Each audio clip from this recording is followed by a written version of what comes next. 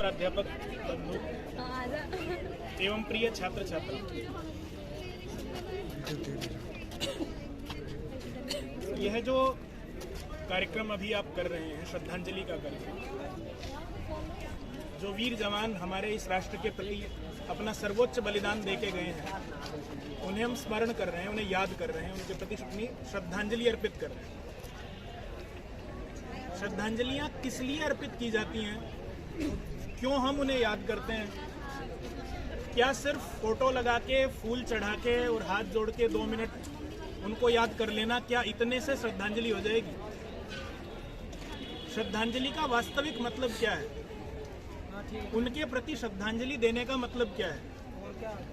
देश के जवानों को क्यों याद करें?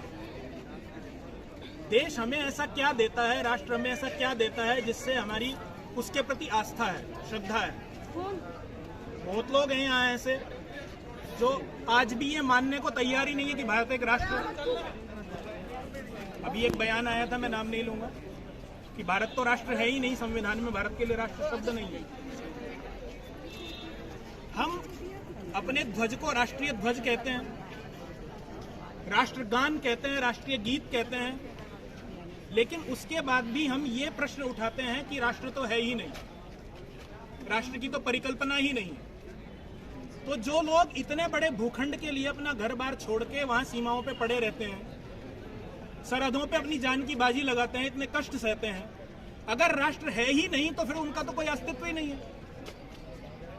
अगर राष्ट्र है ही नहीं तो वो किसके लिए खड़े?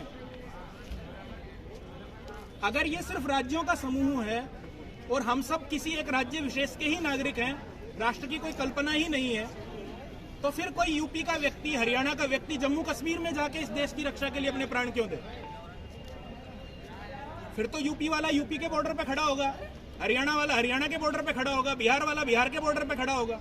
जब हम राष्ट्र ही नहीं है तो इतनी बड़ी सेनाएं जो इस राष्ट्र के चारों ओर खड़ी हैं, हमारी सुरक्षा कर रही हैं, वो किस लिए हैं? तो सबसे पहली चीज, हम युवा हैं और अपनी शक्ति को हम पहचानते हैं, तो सबसे पहले हमारे मन में राष्ट्र का एक चित्र क्लियर होना चाहिए, स्पष्ट होना चाहिए कि ये देश हमारा है।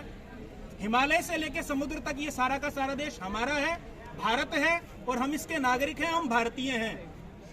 जब तक ये हमारे अंदर क्लियर नहीं है, जब तक ये एक स्पष्ट चित्र हमारे अंदर नहीं है, तब तक ये सब श्रद्धांजलियां बेमानी है। अगर हमारी राष्ट्र में ही आस्था नहीं है